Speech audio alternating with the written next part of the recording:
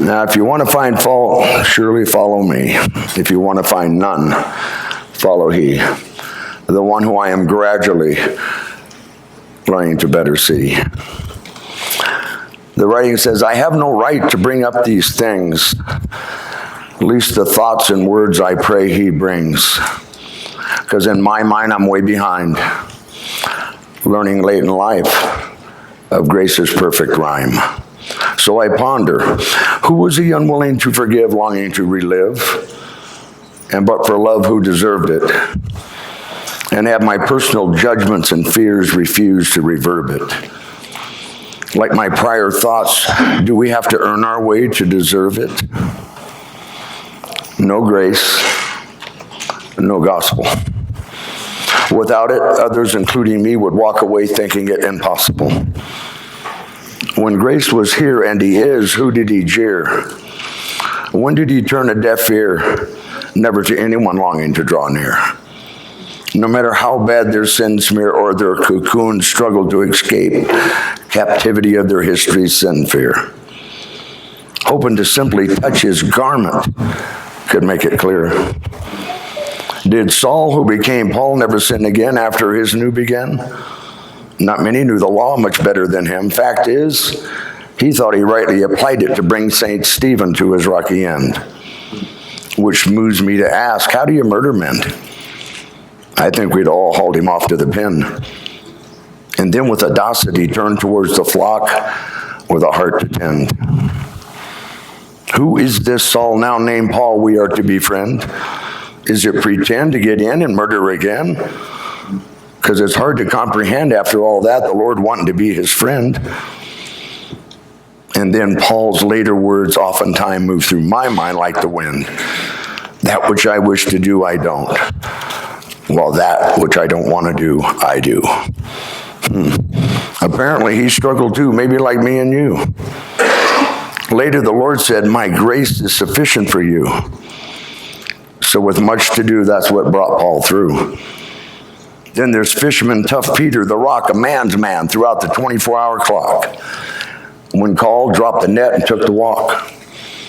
And went on to say, by your side, Lord, I'll forever stand tall. Nothing could shake me away at all. Even in the garden, stepped in and took the ear off of one he appalled, thinking that kind of tough was part of the call.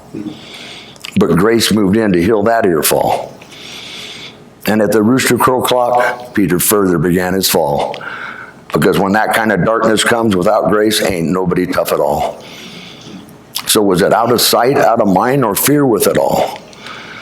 I suspicion the latter, as he crawled away and bawled.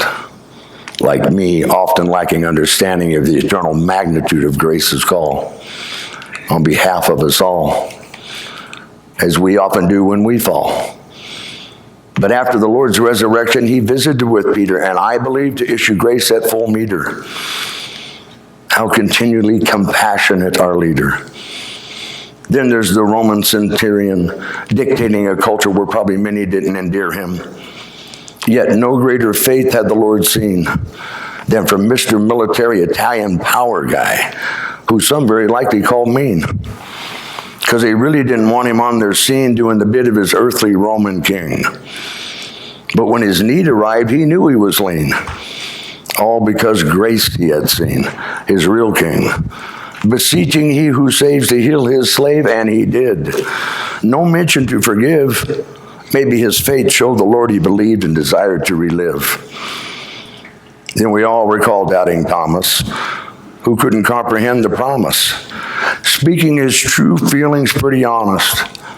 I won't believe unless I see, because being resurrected for me is hard to believe. And his need was met, so he'd never forget, even so far as the nail holes that the Son did get from grace, who the Father did not forget, but resurrect. The one who makes church bells ring and children sing, and dirty, doubting people cling by his covering.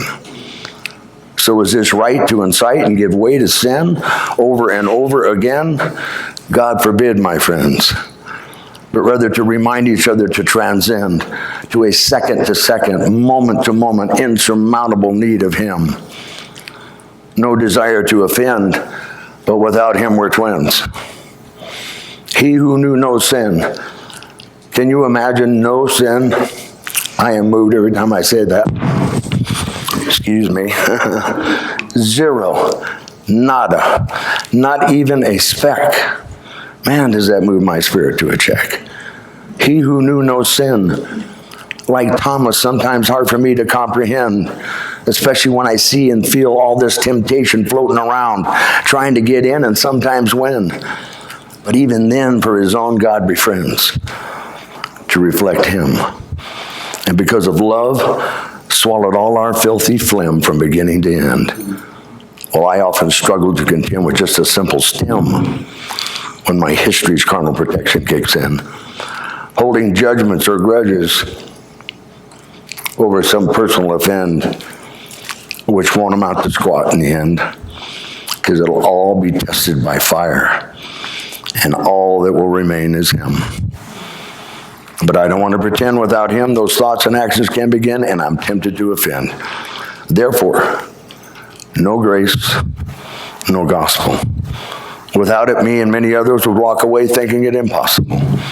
Kind of like Peter who teetered, or Saul who saw Stephen messing with doctrine and rocked him, or Thomas whose fingers had to actually enter the promise, or the Roman centurion whose faith for a slave drew God near him to endear him, or the lady at the well,